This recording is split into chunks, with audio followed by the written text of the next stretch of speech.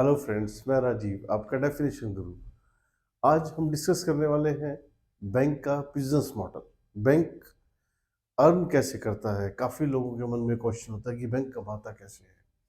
और साथ ही साथ हम ये डिस्कस करेंगे कि अक्सर हम अखबार में, न्यूज़पेपर में लोगों से सुनते हैं repo rate, reverse repo rate, RBI ने रेपो रेट बढ़ा दी, घटा दी, रिवर्स रेपो रेट। और उसके बाद हम ये जानेंगे कि रेपो रेट का इन्फ्लेशन से कैसा डायरेक्ट संबंध है, अफेक्ट कैसे करती है हमारी लाइफ को। तो वीडियो को एंड तक देखिएगा, मैं आपको सारा चीज़ डिस्क्राइब करूंगा। आइए सबसे पहले जानते हैं कि बैंक्स का बिजनेस मॉडल क्या है, बैंक अर्न कैसे करता है।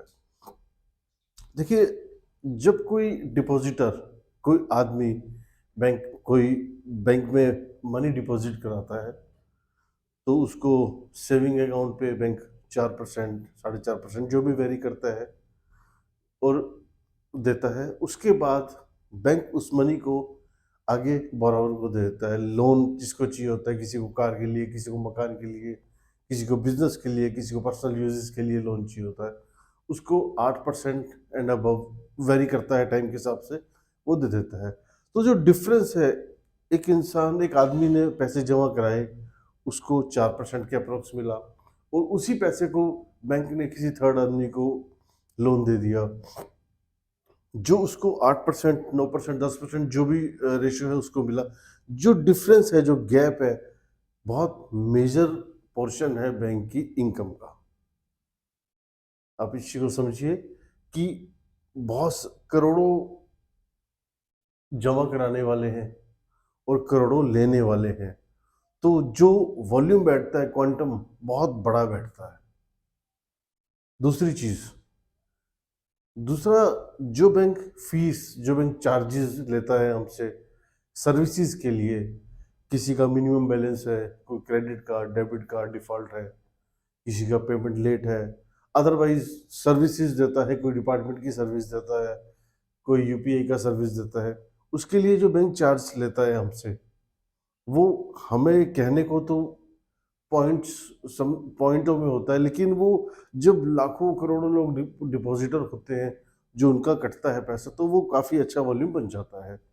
तीसरा, जब जो पोर्शन हो, वो मैं आपको बताऊंगा कितना पोर्शन होता है। एक परसेंटेज आरबीआई ने फिक्स किया हुआ है, अप्रोक्सीमेटली 18%, कि वो आपको गवर्नमेंट बॉन्ड्स में, गोल्ड के अंदर, गवर्नमेंट सिक्योरिटीज के अंदर आपको डिपॉजिट करना है। जो वहां से इनकम जनरेशन होती है, वो भी बैंक की इनकम होती है।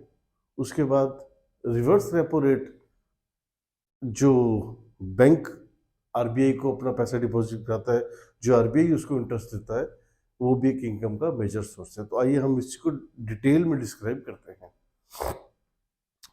देखिए, आरबीआई की रूलिंग के हिसाब से जितना भी डिपॉजिटर ने अमाउंट डिपॉजिट कराया है, हर बैंक को अप्रोक्स 4% मनी को रिजर्व करके रखना पड़ता है, ताकि किसी इन केस ऑफ इमरजेंसी किसी को पैसे अपने निकलवाने हैं और डिपॉजिटर उस दिन कम है, तो उसके पास कोई दिक्कत ना आए, वो अपना पैसा उसको वापस कर दे। इसको कैश रिजर्व रेशो बोलते हैं। और जो दूसरा रूल है कि सभी बैंक्स को 18% अपना पैसा, डिपॉजिटर का पैसा, गोल्ड बॉन्ड्स में, गवर्नमेंट सिक्योरिटीज के अंदर लगा के रखना पड़ता है, जिसको स्टेचुटरी लिक्विड रेशो बोलते हैं। इसमें क्या होता है कि एक सेफ साइड होती है कि अगर कल को कुछ केसेस में एनपीए भी आ जाता है, तो बैंक सेफ रहता है। तो 4% और 18% को अगर हम घटा दें, जो कि आरबीआई की रूलिंग के हिसाब से होता है, जो 78% बचता है, वो बैंक अपनी इच्छा के अनुसार किसी भी थर्ड पार्टी को, कस्टमर को लोन दे सकता है, उसको बिजनेस के लिए, किसी भी उसकी नीड्स के लिए वो दे सकता है। तो होता क्या है कि ये तो हो गया बिजनेस, उसकी जो इनकम सोर्स। वैसे तो आरबीआई की गाइडलाइंस, रूल्स बुक इतनी बड़ी है, इतनी वास्ट है, कि एक आदमी के लिए, इवन तो बैंक वालों के लिए भी समझना बहुत मुश्किल है, बहुत वास्ट है। बट आज हम जो डिस्कस कर रहे हैं, वो बेसिक्स को डिस्कस कर रहे हैं। तो जैसे मैंने आपको बताया अभी कि बैंक्स का इनकम अमूमन आता कहाँ से है, बैंक कमाता कैसे है, ये जो आपको सोर्स बताया। इसके बाद हम डिस्कस करते हैं कि रेपो रेट और रिवर्स रेपो रेट। हम अक्सर अखबारों में न्यूज़ में देखते हैं रेपो रेट आरबीआई ने बढ़ा दिया, रिवर्स रेपो रेट ये है, इससे महंगा हो गया, इससे सस्ता हो गया। ये होता क्या है? बेसिकली क्या है कि बैंक के पास सपोज किसी दिन पैसे की शॉर्टेज है, देने वाले कम है, लेने वाले ज़्यादा हैं, तो बैंक आरबीआई के पास जाता है। आरबीआई के पास जो रूल है, जो एक्ट है उनका, आरबीआई के पास जाता है कि मैं आपसे पैसे लेना चाहता हूँ। तो आरबीआई उसको पैसा देता है, लेकिन टर्म कंडीशंस पे, इंटरेस्ट पे देता है। जिससे आज का जो रेपो रेट इंटरेस्ट है वो अप्रोक्स 6 6.5% है। ये वेरी करता रहता है। तो आरबीआई जो है अपनी उससे परसेंटेज ले लेता है इंटरेस्ट का और उसको पैसा दे देता है। अमूमन ये 12 से 14 दिन के अंदर वापस करना होता है। इसमें 2 से 3 तरीके होते हैं। जैसे कुछ एक परसेंटेज में होता है कि आपको ओवरनाइट के लिए दिया जाता है, आरबीआई पैसे देता है। कुछ एक केसेस में, मैक्सिमम केसेस में 12 से 14 दिन के लिए आपको दिया जाता है, आपको वापस करना पड़ता है। और किसी किसी केसेस में लंबे भी आप दे सकते हो, उसमें इंटरेस्ट रेट वेरी करता रहता है। तो बैंक आरबीआई कहता है कि आप हमसे पैसा ले लीजिए और हम ये आपसे इंटरेस्ट रेट लेंगे।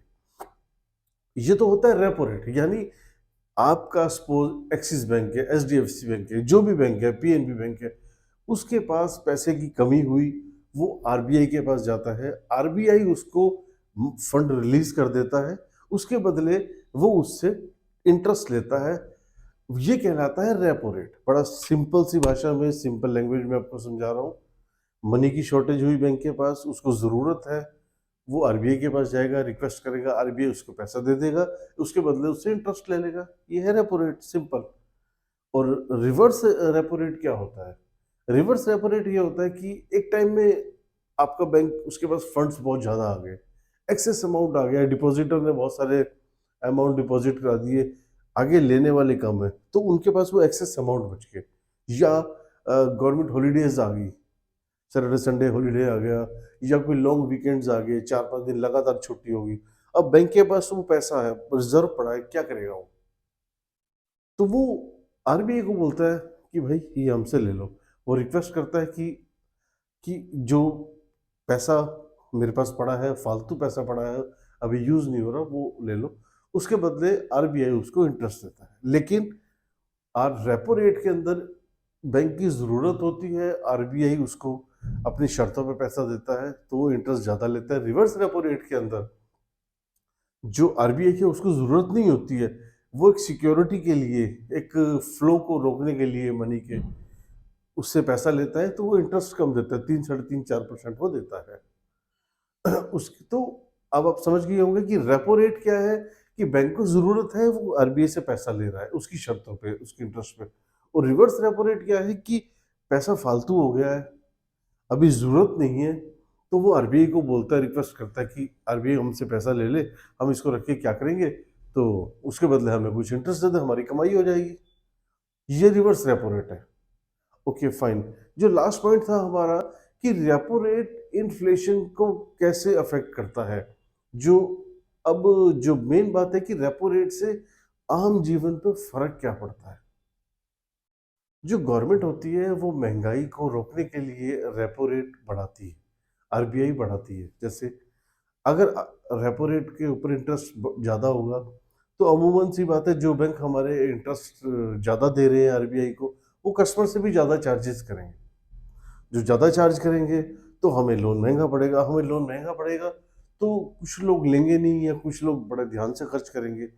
जब ध्यान से खर्च करेंगे तो डिमांड और सप्लाई का फ़र्क आ जाएगा। वो मार्केट में उतना एक्सपेंड नहीं करेंगे। जब एक्सपेंड नहीं करेंगे तो प्राइसेस डाउन जाएंगे। हालांकि इससे हमारी इकोनॉमी भी स्लो डाउन होती है, हमारी इकोनॉमी स्लो डाउन होती है रेपो रेट बढ़ने से। लेकिन महंगाई को रोकने में ये कारगर रहता है कि इन्फ्लेशन को रोकने के लिए रेपो रेट बढ़ा देते हैं। रेपो रेट बढ़ाने से जो आम आदमी का जो इंटरेस्ट होता है, जो उसकी किस्त, जो उसकी इंस्टॉलमेंट जारी होती है, वो महंगी हो जाती है, जिसके उसके रूटीन के एक्सपेंसेस पे चक लगता है, खर्च कम करते हैं। तो जब डिमांड नहीं आती है तो सप्लाई का रेट, जो प्रोडक्ट्स हैं उनका रेट कम करना पड़ता है, और उससे क्या होता है, इन्फ्लेशन कम होती है। नो डाउट इकोनॉमी भी डाउन होती है, स्लो डाउन होती है, लेकिन इन्फ्लेशन को रोकने के लिए गवर्नमेंट ये करती है। दूसरा क्या होता है कि रेपो रेट से क्या होता है कि जिस रेट पे गवर्नमेंट रेपो रेट लेती है, अगर वो बढ़ा देगी, अगर इंटरेस्ट रेट अगर रिवर्स रेपो रेट में ज़्यादा देगा बैंक को, तो जो हमारे बैंक्स हैं वो ज़्यादा से ज़्यादा डिपॉजिट कराने की कोशिश करेंगे आरबीआई को, क्योंकि उनको इंटरेस्ट ज़्यादा है। तो उससे भी क्या होगा कि मनी फ्लो कम हो जाएगा, उससे महंगाई बढ़ जाएगी। तो इसीलिए वो उसको कम रखते हैं कि ताकि कैश का फ्लो कंट्रोल में रहे। रिवर्स रेपो रेट का जो इंटरेस्ट रेट है वो कैश के फ्लो को कंट्रोल में रखने के लिए दिया जाता है, और जो रेपो रेट है उसको इन्फ्लेशन को ध्यान में रखते हुए किया जाता है। तो मैं उम्मीद करता हूँ कि ये जो बिजनेस मॉडल है आपको बैंक्स का, मैं समझाने में कामयाब हो गया हूँगा। Thank you very much.